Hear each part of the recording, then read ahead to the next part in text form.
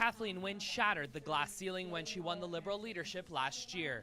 She not only became the first female premier of the province, but also Canada's first openly gay premier. We met up with the Liberal leader late this afternoon at this Sudbury hotel. You were in Sudbury today talking about job creation. You know, one of the criticisms from the Progressive Conservatives, they say that your party and its job-killing policies is what is eroding this province of good-paying jobs. How do you respond to that? Since the economic downturn, we have actually, in this province, created more than 460,000 net new jobs. Last year alone, 95,000 new jobs. So the recovery is taking hold. We're seeing job creation. We're seeing companies come to the province, and we're seeing those jobs growing. The province is deep in debt, and while the Liberals say they'll balance the books by 2017, many economists are skeptical. We have laid out our plan. It's a very thorough plan. It's in the budget, and our path to balance is very, very clearly stated. We will continue to be the leanest government in the country, the lowest per capita spending on programs in the country, and we will continue to be there. Trying to balance the books, restricting spending. You know, if you cut $2 million from the M&R budget, that surely must mean that some staff will unfortunately have to be let go. I believe that at this point in our history in Ontario, making investments in communities, making sure that we have the education, the best training and skills for our young people and for people who need to return to the economy because they've had to change their job. Making investments in infrastructure like the Maley Drive project, those are the kinds of things that are going to create an environment that will bring business to the province, and it's those businesses that create jobs. Polls show the Liberals are in deep trouble in the north. Seats like Sault Ste. Marie that were once considered safe are now in play. We're fighting in every single riding across the province, 107 ridings, and we have great candidates. We have great candidates in this region. You know, we are very, very eager to take our plan to the people of Ontario. We believe that it is the plan for investment in our communities that will build the province up, not tear it down. What do you say to those northern voters that you must have been speaking with over the last couple of days who seem disenfranchised that your government's not listening?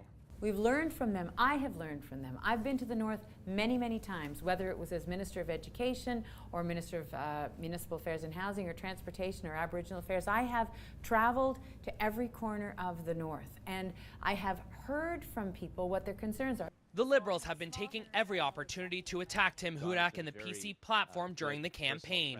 Wynne says this election is a decision between two visions. It's very clear to me that our vision counters what Tim Hudak is putting forward.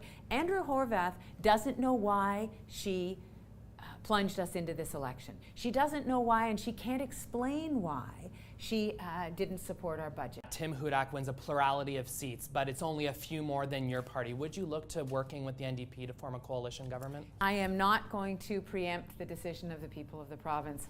Whatever decisions they make on June the 12th, we will all have to find a way to work together. Wynne will have her work cut out for her. With a growing appetite for change and only 2 weeks left in the campaign, the Liberal leader says she'll be crisscrossing the province, spreading her message in the hopes it will resonate with voters. Kari Vierimaa, CTV News, Sudbury.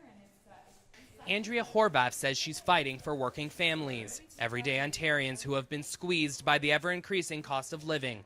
We met up with her late this afternoon in a downtown Sudbury coffee shop.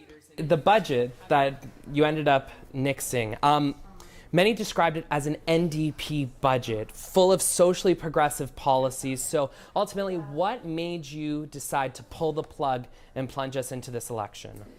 Well, I'd been hearing from a lot of Ontarians that they were tired of the waste and the scandal that has been the legacy of the Liberal government. And when I looked at that budget, I saw more than 70 new promises and know that the Liberals hadn't made good on 3 of the promises that they had previously made in the last budget. Horwath has been slowly building momentum since the campaign began last week.